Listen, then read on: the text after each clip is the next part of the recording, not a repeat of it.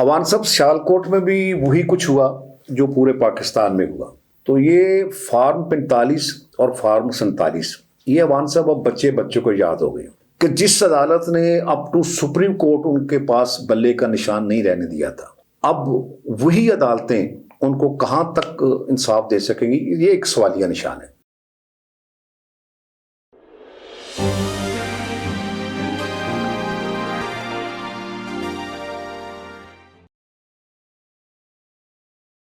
बिस्मिल्लाहिर्रहमानिर्रहीम।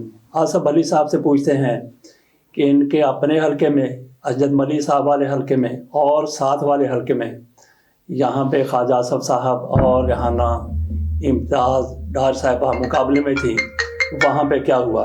बिस्मिल्लाहिर्रहमानिर्रहीम। अवान साहब सियालकोट में भी वही कुछ हुआ जो पूरे पाकिस्तान में हुआ।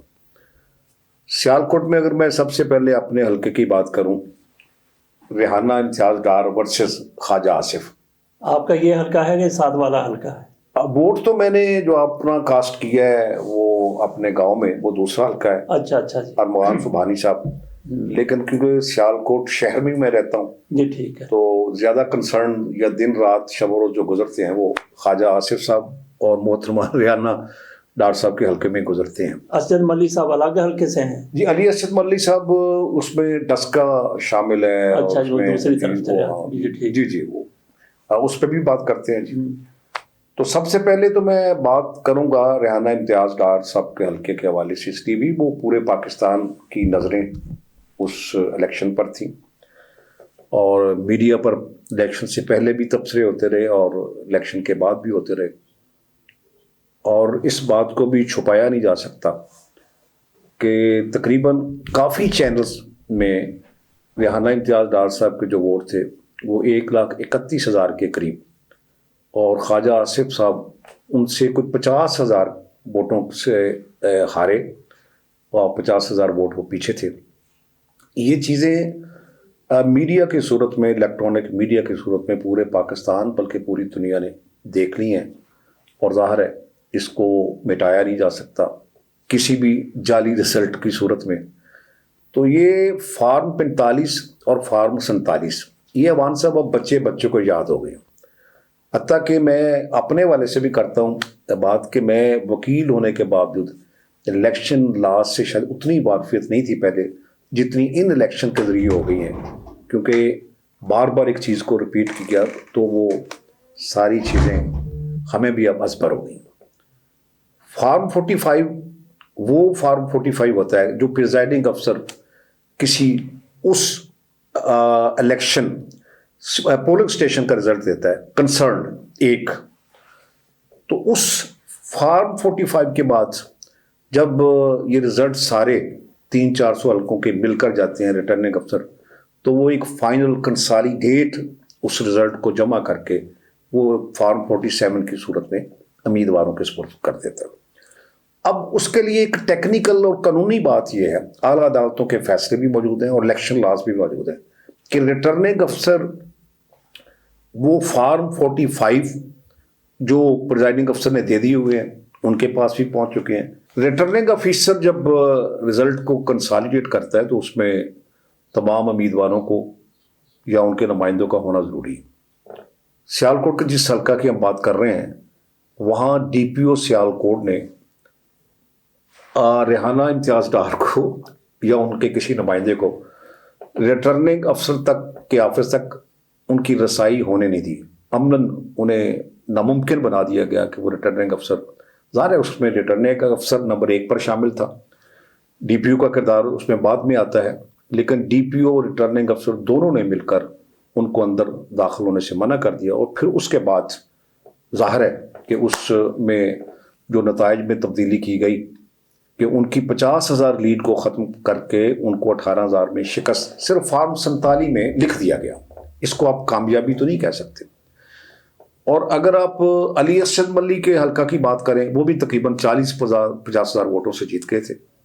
उनको भी इसी तरह फार्म 45 मुकम्मल रिकॉर्ड उनके पास मौजूद है, और उसके बरक्स फार्म 47 कागज़ के एक पुर्जे पर उनकी जो मद्दे मुकाबल उम्मीदवार हैं नौशीन इफ्तिखार ज़ारे शाह की बेटी, उनको कामयाब करार दे दिया गया। تو میں یہ سمجھتا ہوں کہ یہ تو صرف اچھا اس میں یہ ہے کہ ریحانہ ڈار جو ہے وہ چلی گئی ہیں جی الیکشن کمیشن میں یا جہاں بھی انہوں نے جی الیکشن کمیشن کے پاس بھی چلے گئی ہیں اور آج ہائی کورٹ میں بھی ان کا نتیجہ روک دیا گیا انہوں کا. ابھی میرا خیال ہے اس کا تو نہیں، لیکن انہوں نے نتیجہ روک دینے کے لیے اور نوٹیفیکیشن ان کی جو ہے نہ کہ نوٹیفیکیشن نہ کی جائے اسی بنیاد پر درخواست دی ہے انہوں نے. جی درخواست دی. اچھا یہ ملی صاحب ابھی نہیں سامنے آئے. علی اسد ملی صاحب بھی الیکشن کمیشن آف پاکستان کے پاس آج پہنچ گئے ہیں اور کل وہ ہائی کورٹ میں رجوع کر رہے ہیں. ظاہر ہے مطلب سب کو جو دکھ دیا گیا ہے، جو درد دیا گیا ہے، اس کا دباؤ تو اب عدالتوں میں وہ دروازے پر دستک دیں گے. لیکن ایک چیز میں عوان صاحب یہاں بھی کہنا چاہتا ہوں کہ جس عدالت نے اپ ٹو سپریم کورٹ ان کے پاس بلے کا نشان نہیں رہنے دیا تھا، اب وہی عدالتیں ان کو کہاں تک انصاف دے سکیں گی، یہ ایک سوالیہ نشان ہے. وہ انصاف دے پائیں گی نہیں دے پائیں گی، ان کا جو ماضی کا ٹریک ریکارڈ ہے اس سے ڈر لگتا ہے. ایک بندہ عدالت کے پاس چلا تو جاتا ہے لیکن ساتھ وہ ڈرتا بھی ہے کہ میرے ساتھ اب کیا ہوگا، دیکھیں وہ کیا ہوتا ہے. اچھا یہ آپ نے کہا کہ سپریم کورٹ کی طرف سے بلے کا نشان نہیں دیا گیا تحریک انصاف کو، جی اور پھر یہ کیا تحفظ کرے گی یہ ہماری سپریم کورٹ؟ قاضی فائزہ صاحب جس طرح سے بلے کے نشان کے بغیر آزاد امیدوار کے طور پہ کامیاب ہوئے ہیں لیکن وہ دوسری پارٹیوں میں جا رہے ہیں، جیسے مسلم لیگ نون میں 1-2 چلے گئے ہیں، تو کیا پھر سپریم کورٹ تحفظ کرے گی اس پارٹی کے؟ دیکھیں یہ آپ کا بڑا مطلب برمحل سوال ہے کہ پہلے تو یہ ہے کہ جتنے بھی آزاد امیدوار کامیاب ہوئے ہیں نا، انہوں نے پی ٹی آئی کی ایفیلیشن اپنے کاغذات نامزدگی پر لکھی ہوئی ہے. جی یہ ایک ریکارڈ ڈیکلیریشن دیا انہوں نے، ڈیکلیریشن دیا ہو، اور وہ ڈیکلیریشن میں ایک قسم کا حلفیہ بیان بھی شامل ہوتا ہے کہ میں نے جو بھی اپنے کوائف لکھے ہیں اپنی پراپرٹی کے حوالے سے، اپنے اس پارٹی وابستگی کے حوالے سے، وہ درست ہیں. اس کا حلفیہ بیان بھی ساتھ شامل. اسی بنیاد پر یہ سلمان اکرم راجہ صاحب گئے تھے ہائی کورٹ میں، لیکن سلمان اکرم راجہ صاحب کو اس میں کامیابی نہیں ہوئی. یہ تو الیکشن کے پہلے کی میں بات کر رہا ہوں. اگر الیکشن سے پہلے جب بطور امیدوار انہوں نے کہا تھا کہ یہ ہائی کورٹ اس بات کو ڈکلیئر کرے کہ میں پی ٹی آئی کا امیدوار ہوں کیونکہ میں نے ڈیکلیریشن دی ہوئی ہے، تو اس میں تو انہیں کوئی انصاف نہیں مل سکا تھا. اب سلمان اکرم راجہ صاحب، وہ دوسری بات بھی میں ساتھ ہی عرض کر دوں کہ جو ان کے مد مقابل اون چودھری امیدوار تھے، اگرچہ وہ مسلم لیگ کے ساتھ سیٹ ایڈجسٹمنٹ تھے، لیکن مسلم لیگ کے ان کو حمایت یافتہ امیدوار کے طور پر بھی 10-15 ہزار ووٹ بھی وہ نہیں لے سکتے تھے. اس کے باوجود انہیں کامیاب کروا دیا گیا. اور یہ جو ساری چیزیں آپ کے سوال کے حوالے سے میں کہہ رہا ہوں کہ عدالتوں میں جو انصاف کا لیول ہے، جو پوزیشن ہے، جو ماضی کا ایک مکمل ریکارڈ ہمارے سامنے ہے، جن عدالتوں نے مختلف اوقات میں مارشاء اللہ کو ہمیشہ درست قرار دیا، جو سپریم کورٹ پاکستان میں یہ جو پنجاب کا الیکشن تھا اور سرحد کا الیکشن تھا جس نے 3 ماہ بعد ہونا تھا، وہ 1 سال کے بعد ہوا ہے، 1 سال کے بعد ہوئے. اور جو الیکشن قومی اسمبلی کا ہے وہ بھی جو اصل اور جو اس کی 3 ماہ کی مدت سی اس سے 3-4 ماہ بعد ہوا ہے، یعنی تقریباً 6-7 ماہ وہ بھی ہوئے. تو آئین کو تو تحفظ ان معنوں بھی نہیں دیا گیا. آئین کو جب تحفظ الیکشن کے حوالے سے، یہ پری الیکشن جو داندلی اور پے در پہ ظلم اور جبر کی داستان میں اس کا حوالہ دے رہا ہوں، تو اس وقت تو کوئی آئین کے ساتھ سپریم کورٹ کھڑی ہوئی نہیں دکھاتی تھی. اب وہ آئین کے ساتھ کھڑی رہے گی یا نہیں رہے گی، یہ آنے والا وقت ہی بتائے گا. اچھا بلی صاحب، آپ نے کئی انتخابات دیکھے، جی گواہ ہیں جس کے آپ، اور وکیل تو زیادہ انوالو ہو جاتے ہیں سیاست میں بھی اور انتخابات میں بھی. جی آپ تو ماشاءاللہ سے صحافی بھی رہے ہیں بلکہ اب بھی ہیں. تو آپ کیا فرق دیکھتے ہیں پہلے ہونے والے جو انتخابات ہیں جو آپ نے خود دیکھے اور آج جو انتخابات ہوئے ہیں؟ جی خان صاحب، یہ بھی آپ نے بہت ہی میرے ذہن میں یہ بات گھوم رہی تھی اور میں انتظار کر رہا تھا کہ آپ یہ سوال ضرور کریں. میں ویسے تو 93 کا میں حوالہ اس لیے دینا چاہتا ہوں کہ میں عملی طور پر میں بڑی سپورٹ کی اپنے حلقے میں ایک امیدوار، اب میں ان کا نام نہیں لینا چاہ رہا، تو 93 سے تو میں عملاً شاہد ہوں. 93 کا جو الیکشن تھا، مسلم لیگ نون سٹنگ وزیر اعظم تھے نواز شریف، ان کی اسمبلی کو توڑا گیا. تو جب وہ ان کی اسمبلی کے توڑے جانے کے بعد عام انتخابات ہوئے تو صرف 13 نشستیں مسلم لیگ نون کو، نواز شریف صاحب کو ملی تھی.